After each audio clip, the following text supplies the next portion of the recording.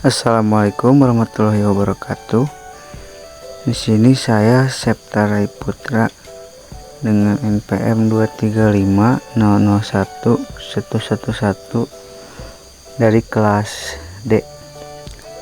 Saya mau menjelaskan tentang pH tanah, kejenuhan, basa, dan unsur hara. Ini merupakan tugas dari mata kuliah dasar ilmu tanah. Baik, yang pertama itu apa itu pH dan skala pH. pH merupakan ukuran yang menunjukkan tingkat keasaman atau kebasaan suatu larutan dengan skala pH berdasarkan dari 0 hingga 14, di mana nilai 7 menandakan keadaan netral dan nilai di bawah 7 menunjukkan masam dan nilai di atas 7 menunjukkan basa. Selanjutnya, pengaruh pH terhadap Kb dan ketersediaan nutrisi bagi tanaman.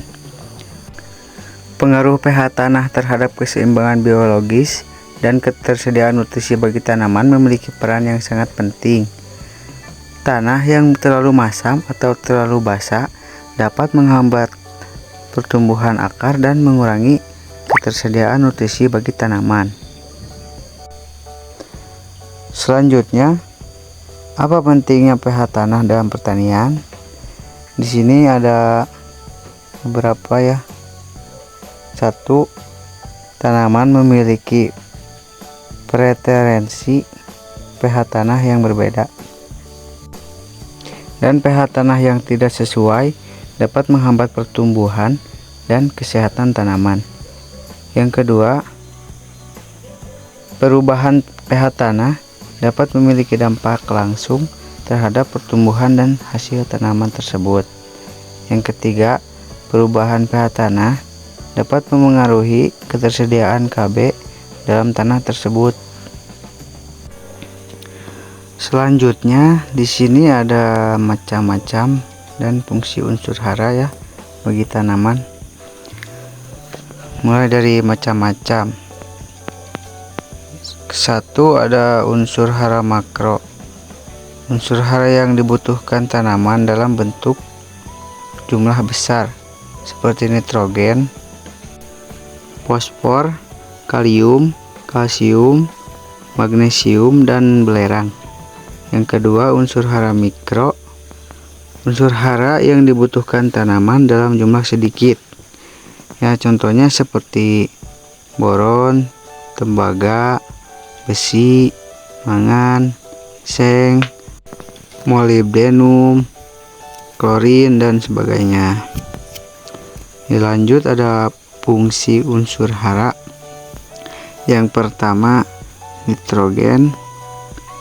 Di sini nitrogen berperan dalam pembentukan protein, asam nukleat, dan klorofil. Yang keduanya, fosfo, berperan dalam pembentukan akar, batang, dan bunga.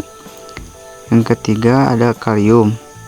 Kalium berperan dalam mengatur keseimbangan air dalam tanaman, membantu penyerapan nitrogen dan fosfor, serta meningkatkan ketahanan tanaman terhadap penyakit. Selanjutnya ada metode pengukuran pH tanah.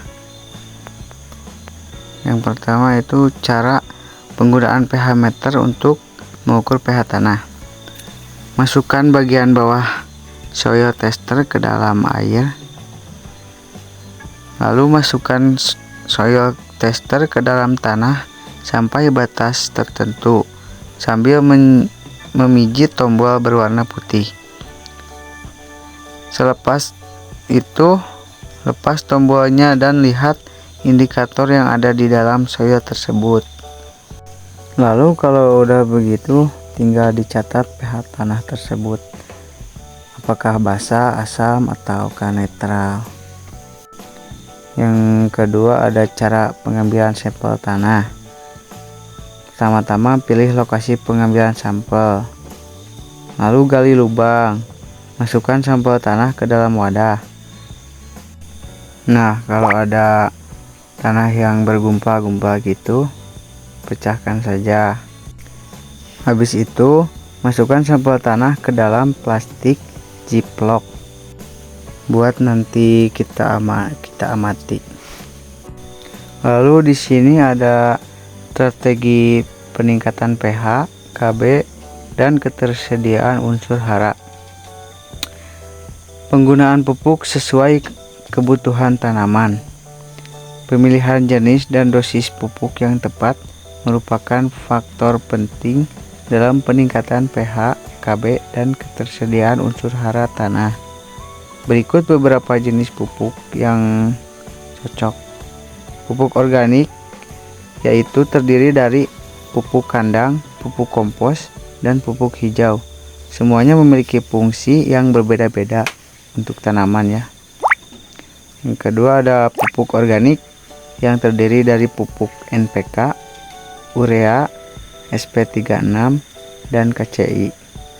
Pemberian pupuk harus dilakukan dengan tepat waktu, tepat dosis, dan tepat cara agar tanaman itu tumbuh dengan baik ya, sesuai dengan kemauan kita, sesuai dengan target yang dibutuhkan.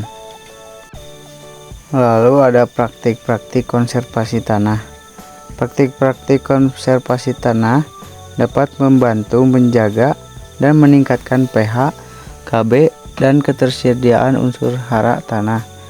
Contoh praktik-praktik konservasi tanah yaitu penanaman tanaman menutup tanah, pemupukan hijau, pengomposan, dan penggunaan pupuk organik.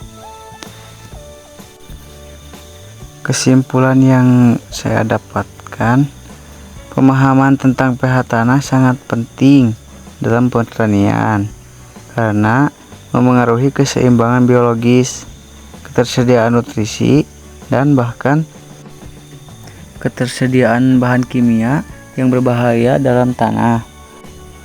Dan tanaman membutuhkan unsur hara makro dan mikro dalam jumlah yang tepat. Gunanya untuk mendapatkan pertumbuhan dan hasil yang optimal. Lalu strategi untuk meningkatkan pH, ketersediaan nutrisi, dan keseimbangan tanah meliputi penggunaan pupuk yang sesuai, praktik-praktik konservasi tanah, dan pemanfaatan pH secara teratur. Dengan penetapan strategi ini, pertanian dapat menjadi lebih produktif, berkelanjutan, dan dapat memenuhi kebutuhan pangan secara efisien. Baik, segitu saja penjelasan dari saya.